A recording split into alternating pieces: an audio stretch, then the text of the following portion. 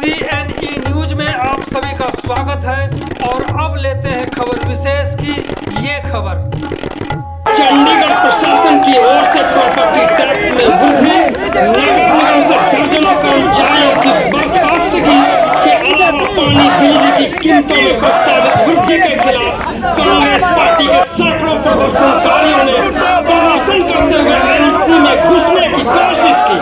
इस दौरान पुलिस और प्रदर्शनकारियों के बीच में झड़प भी हुई। प्रदर्शनकारी मांग कर रहे थे कि प्रशासन तुगलकी फरमान को तुरंत वापस ले।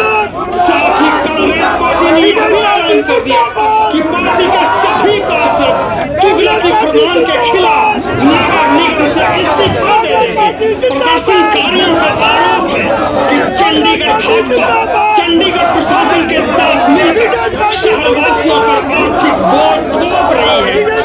उन्होंने कहा कि चंडीगढ़ निवासी पहले ही कलेक्टर रेट में भारी वृद्धि से परेशान है।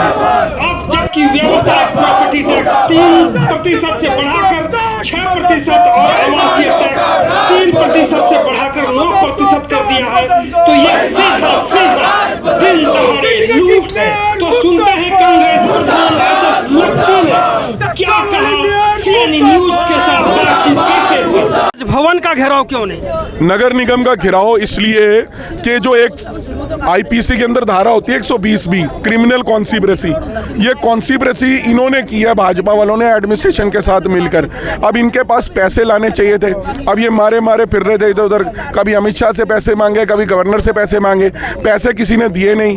तो उसके बाद इन्होंने सोचा कि आसान तरीका क्या, लोगों की जेबों में डाका डाल लो। 50 करोड़ रुपए का मधुकर जी टैक्स लगाया गया चंडीगढ़ की जनता पर, जो छोटा अमाउंट नहीं है।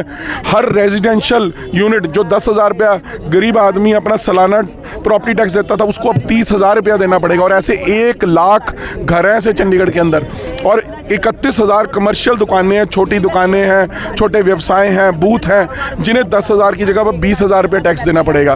तो ये मार नहीं तो और क्या है? ये जनता पर मार है। जनता आपके साथ नहीं है, किसी के साथ नहीं है, आराम तलवी जनता है। उसकी लड़ाई आप कैसे लंबी लड़ाई लड़ेंगे? इतनी बड़ी संख्या में जो ये लोग देख रहे हैं चंडीगढ़ के लोग ही हैं, चाहे वो कांग्रेस पार्टी में है तो चंडीगढ़ के ही रहने वाले। अब 10-12 लाख की जनता है यहाँ पे। 10-12 लाख की जनता जरूर है, पर आपको पता है कि संघर्ष करने वाले थोड़े लोग ही होते हैं।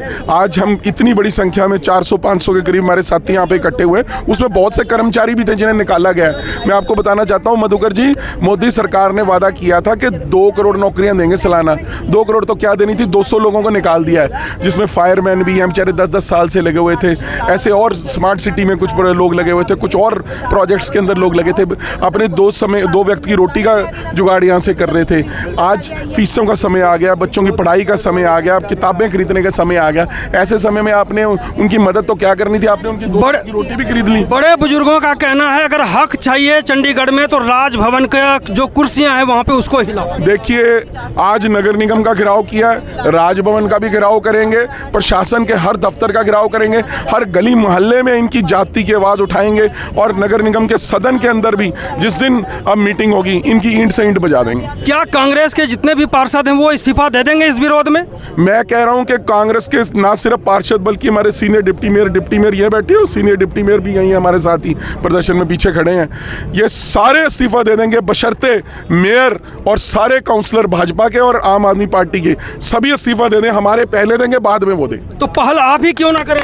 हम पहले तैयार हैं, हम तो ऑफर दे रहे हैं, वो हाँ भरे, हम सब इस्तीफा देने को तैयार हैं।